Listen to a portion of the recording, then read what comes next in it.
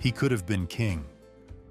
After leading a ragged colonial army to victory against the most powerful empire in the world, George Washington was offered something almost no man in history has ever refused: a crown, power for life, a throne in all but name. And he said no. That single decision may be the reason the United States exists at all. This is not the story of the marble statue or the face on the dollar bill. This is the story of the real George Washington, and how he walked away from absolute power when the entire world expected him to take it. Let's begin.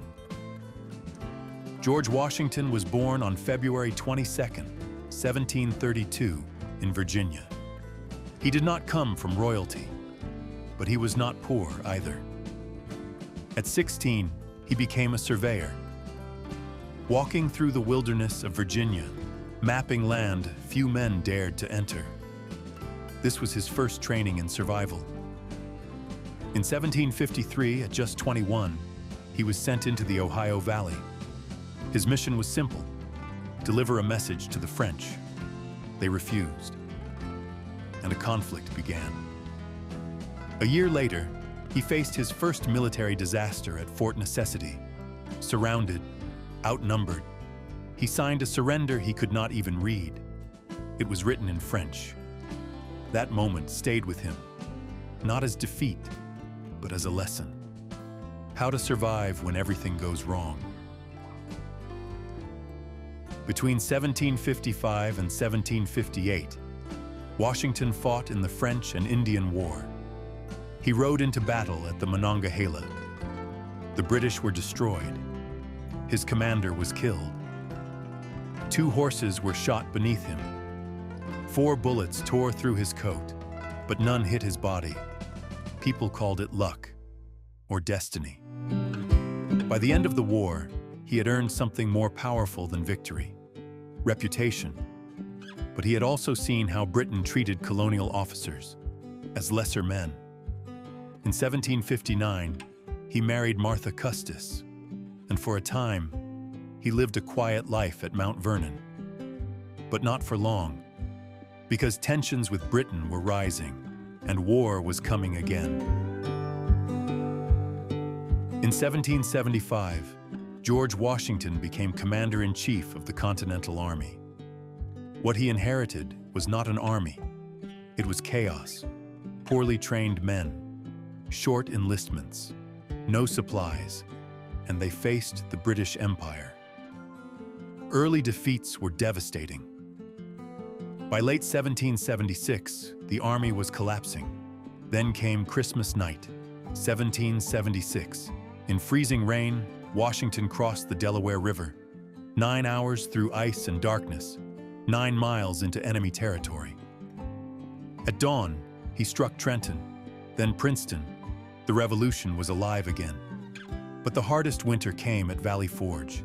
Men froze, starved, deserted. But Washington stayed with them, not in comfort, but in suffering. By 1781, the war ended at Yorktown. The British surrendered.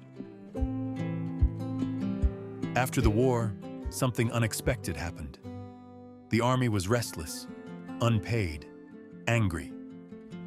Some officers began talking about power, about making Washington king. At Newburgh, the idea almost took shape: a monarchy in all but name. Washington heard about it and called them together. He stood before his officers and rejected the idea of a crown.